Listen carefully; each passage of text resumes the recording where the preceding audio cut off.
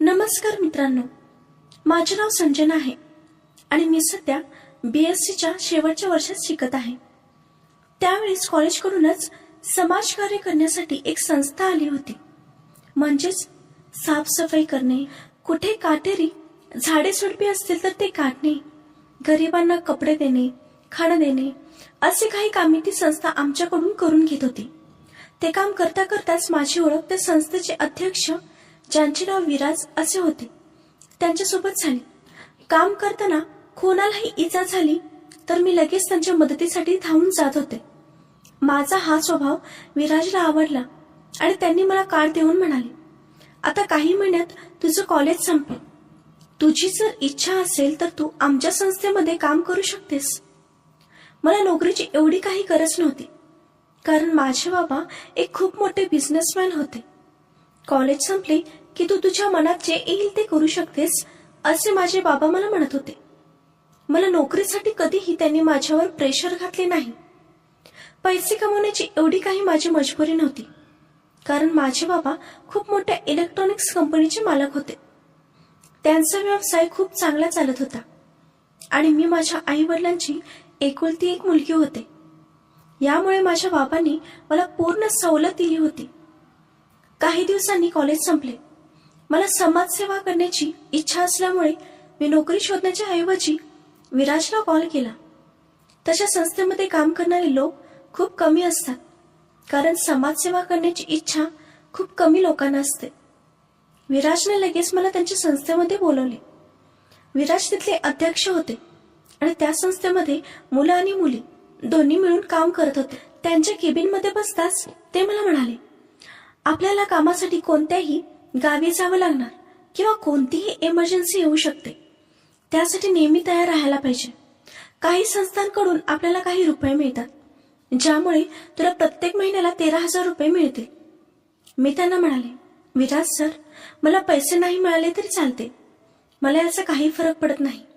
मी इथे पैशांसाठी नाही तर समाजसेवा करण्यासाठी आली आहे। विराजने माझ्याशी हात मिळवत माझे स्वागत केलं। दुसऱ्या दिवशी माझा कामाचा पहिला दिवस होता। त्या महिन्यात विराजने मला खूप ठिकाणी घेऊन गेला, कधी अनाथाश्रम मध्ये तर कधी वृद्धाश्रम मध्ये, तर कधी जंगलामध्ये राहणाऱ्या आदिवासी लोकांची मदत करण्यासाठी। मी या 1 महिन्यात विराज सोबत खूप ठिकाणी जाऊन आले होते। एका महिन्यानंतर मला विराजचे वागणं थोडंसं बदलले दिसून आले। एके दिवशी मला माझ्या कॉलेजमधली मैत्रीण अंकिता भेटली। ती खूपच बदलली होती। तिने तिच्या अंगावर खूप महाग ड्रेस घातले होते आणि खूप महागाची ज्वेलरी घातली होती। तिच्या राहण्यात खूप फरक जाणवत होता। एवढा फरक बघून मी चकित होते, कारण अंकिता एका खूप साधारण परिवारामधली मुलगी होती। तिचे पप्पा भाजी विकून त्यांचं घर चालवत होते। अंकिता जेव्हा विराजच्या केबिनमधून बाहेर आली तेव्हा मी तिच्यासमोरच जाऊन उभी राहिली आणि तिला विचारले, अंकिता, कॉलेज संपून आता 3 महिने झाले आहेत, तू इथे कधीपासून काम करतेस? तेव्हा अंकिता म्हणाली, मी विराजच्या इथे जॉईन होऊन 15 दिवस झाले आहेत। या संस्थेकडून मला एक चांगले जीवन मिळाले आहे। इथे काम करून मी खूप चांगला पैसा कमवत आहे। माझ्या राहण्यावरून तर तुला समजूनच आला असेल। मी विचार करत होते की इथे काम करणाऱ्या मुली एवढ्या लवकर श्रीमंत कसे होत आहेत। आता हे माहीत करून घेण्याची माझी उत्सुकता वाढली होती। अंकिता तर फक्त याच संस्थेमध्ये काम करते, दुसरीकडे कुठेही काम करत नव्हती। एक दिवस अंकिताने मला सांगितलं होतं की या संस्थेतर्फेच एका महिन्यासाठी ती या शहराच्या बाहेर गेली होती आणि तिथूनच चांगली कमाई केली होती। ती मला म्हणाली, तू पण एकदा बाहेर जाऊन बघ, तुझी पण चांगली कमाई होईल। अंकिताचे बोलणे ऐकून मी माझ्या कामात पूर्ण लक्ष देऊ लागले। मागच्या काही दिवसांपासून माझ्याकडे काही खास काम आले नाही। रोज कामानिमित्ताने कोणी ना कोणी माणसं या संस्थेत येत होते आणि विराज सर एखाद्या मुलीला त्यांच्यासोबत पाठवत होते। माझ्याकडे काम नव्हते आणि मी दिवसभर रिकामीच बसत होते। एक दिवस काही पाहुणे आले होते, तेव्हा मी विराज सरांना प्रश्न विचारायला सुरू केले, सर, मागच्या काही दिवसांपासून मी रिकामीच बसत आहे, तुम्ही मला काही काम का देत नाही? काही मुली आता जॉईन होऊन सुद्धा त्यांना सारखं काम मिळतं आणि मी इथे एकटीच अशी आहे जिला असं रिकामं बसावं लागतं। सर, तुम्ही मला काही काम का देत नाही? तुम्ही मला कुठेतरी पाठवलं तर मला काम भेटेल आणि जर तुम्ही मला काम दिलं नाहीत तर मला ही संस्था सोडावी लागेल। त्यावेळेसही विराजने त्या पाहुण्यांसोबत एका दुसऱ्याच मुलीला पाठवले आणि माझ्या खांद्यावर हात ठेवून त्यांनी मला त्यांच्या केबिनमध्ये घेऊन गेले. केबिनमध्ये येताच त्यांनी मला त्यांच्या खुर्चीवर बसवले आणि ते स्वतः टेबलवर बसले. नंतर मला म्हणाले, संजना, जर तुला रोज समाजसेवा करायची आहे तर तुला चांगल्या ट्रेनिंगची गरज आहे. अजून तू या कामात चांगल्या प्रकारे तयार झाली नाहीस. जर तुला खरंच काम करायचं आहे आणि पैसे कमवायची इच्छा आहे तेव्हा तुला माझ्याकडून ती ट्रेनिंग घ्यावी लागेल. मी त्यांची गोष्ट ऐकून त्यांना म्हणाले, ठीक आहे सर, मी करेन ते काम. त्यानंतर ते मला म्हणाले, ठीक आहे, मग आज संध्याकाळी ऑफिस सुटल्यावर तू तुझ्या घरी न जाता माझ्यासोबत चल. मी ठीक आहे असं म्हणून केबिनच्या बाहेर आले. संध्याकाळी मी माझ्या घरी न जाता विराज सरांसोबत जाण्याचा विचार केला. घरातून मला सारखे सारखे फोन येऊ नये म्हणून मी आताच माझ्या घरी कॉल करून सांगितलं की मला घरी यायला थोडासा वेळ होईल. त्यानंतर मी बॉसच्या कारमधून त्यांच्यासोबत निघाले. बॉसने रस्त्यावरून काही गरिबांच्या झोपड्या दाखवत शेवटी एका हॉटेलमध्ये घेऊन गेले. हॉटेलमध्ये पोहोचताच मी विराज सरांना विचारले, सर, आपल्याला इथे समाजसेवा करण्यासाठी कोणती ट्रेनिंग शिकवली जाईल? आपण इथे कोणत्या ट्रेनिंगसाठी आलो आहोत? जसा मी तो प्रश्न केला तेव्हा विराज सर शांत झाले आणि माझ्याजवळ येऊन बसले. त्यांनी माझ्या चेहऱ्यावरून हात फिरवत मला म्हणाले, फ्रेश हो. जेव्हा तू फ्रेश होशील तेव्हा मी तुला ते ट्रेनिंग देऊ शकेल. त्यांचं ते वागणं आणि बोलणं ऐकून मला काही ठीक वाटले नाही. मी त्यांना म्हणाले, सर, मला इथे काही ठीक वाटत नाही. मी इथून जात आहे. मी तिथून उठून जाऊ लागले तेव्हाच विराज सरने माझा हात पकडला आणि मला म्हणाले, अरे संजना, एवढी काय चिरत आहेस? मला त्यांची नियत काही ठीक वाटली नाही.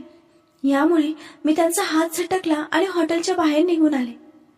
मी विचार केला की मी उद्यापासून या संस्थेमध्ये काम करणार नाही. दुसऱ्या दिवशीपासून मी ऑफिसमध्ये न जाण्याचा निर्णय घेतला. माझ्या आईने मला विचारलं, संजना, आज तू ऑफिसला का गेली नाहीस? तेव्हा मी माझ्या आईला सांगितलं, आई, काही दिवसांसाठी मी सुट्टी घेतली आहे. त्यानंतर 4-5 दिवस निघून गेले. मी घरीच राहिले होते. विराज सर सारखं मला कॉल करत होते. मी चिडून त्यांचा नंबर ब्लॉक केला. त्यानंतरही त्यांनी दुसऱ्या नंबरवरून मला खूप मेसेज पाठवले. सलग माफीचे मेसेज माझ्या मोबाईलवर येत होते. पण मी विचार केला होता की काही जरी झालं तरी मी विराज सरांच्या समोर जाणार नाही. काही दिवस असेच गेले. त्यानंतर असे काही झाले ज्याची मी कल्पना पण नाही करू शकत. त्या दिवशी रोजच्यासारखंच माझे वडील कंपनीमध्ये गेले. माझे बाबा नेहमी घरातून सकाळी 8 वाजता निघत होते आणि कंपनीवर बरोबर 9:30 वाजता पोहोचत होते. त्या दिवशी कंपनीत पोहोचताच माझ्या बाबांचा घरी फोन आला. माझ्या बाबांनी आईला काय बोलले ते मला पण माहित नाही, पण त्यांचं बोलणं ऐकताच माझ्या आईच्या डोळ्यातून अश्रू वाहू लागले. मी माझ्या आईच्या हातातून फोन घेतला तेव्हा मला समजले की माझ्या बाबांची कंपनी नगरपालिकेने तोडली आहे. माझ्या बाबांनी लाखो रुपये खर्च करून त्या जागेत कंपनी बनवली होती. ती अतिक्रमण क्षेत्रामध्ये आली होती. याचा त्यांना अंदाज पण नव्हता.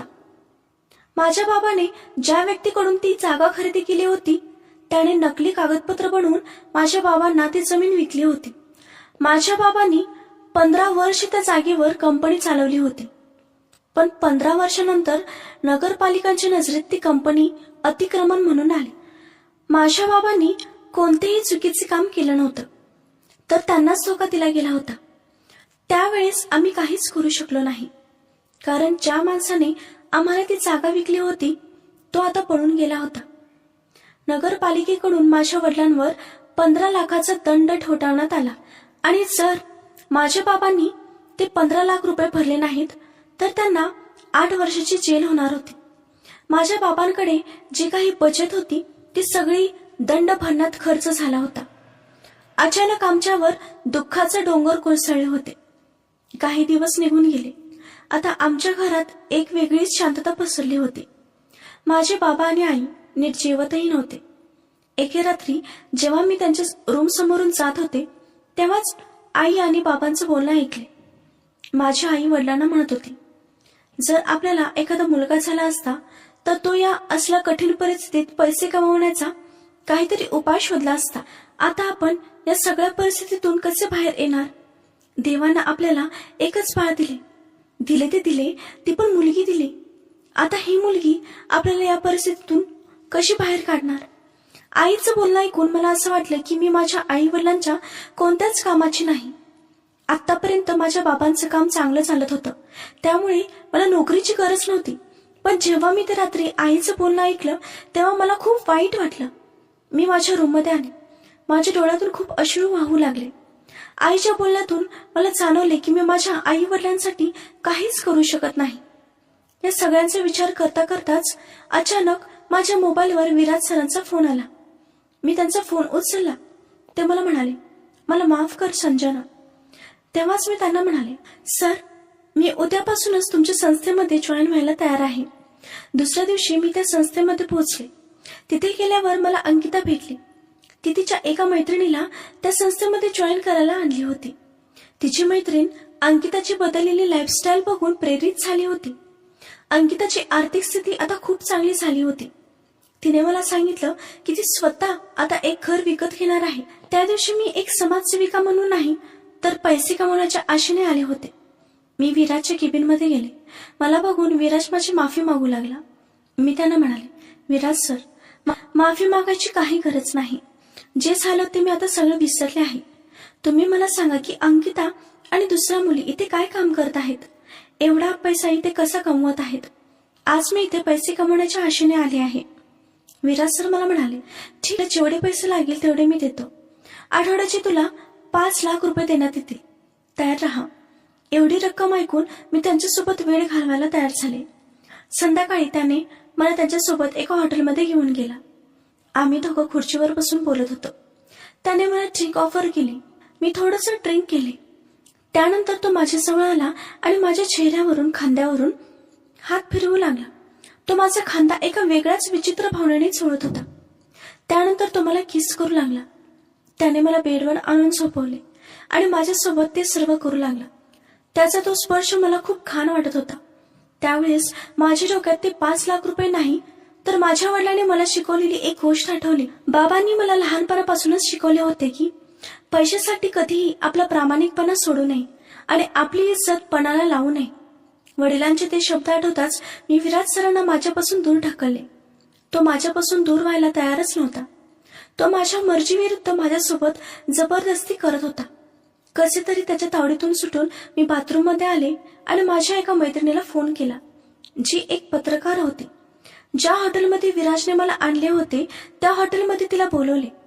तिला पहिल्यापासूनच शक होता की या हॉटेलमध्ये काहीतरी चुकीचं होत आहे. थोड्याच वेळात विराजने बाथरूमचा दरवाजा तोडला आणि मला ओढत बेडवर पाडले. माझे कपडे काढण्यास सुरुवात केली. तेवढ्यात माझी मैत्रीण, जी पत्रकार होती, ती रूममध्ये घुसली. माझ्या अंगावर चादर टाकून तिने तिच्या बातम्या देण्यास सुरुवात केली. टीव्हीवर लाईव्ह न्यूज दिसू लागली.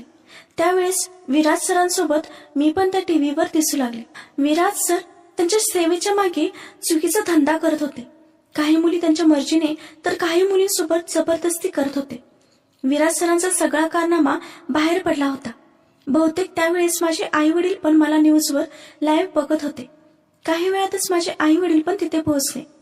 माझे बाबा माझ्यावर गर्व करत म्हणाले, आज माझ्या मुलीने गर्वाने माझी छाती फुगवली आहे. तिने एका लाईव्ह कॅमेऱ्याच्या समोर एका धोकाधडी करणाऱ्या माणसाचा चेहरा समोर आणला आहे.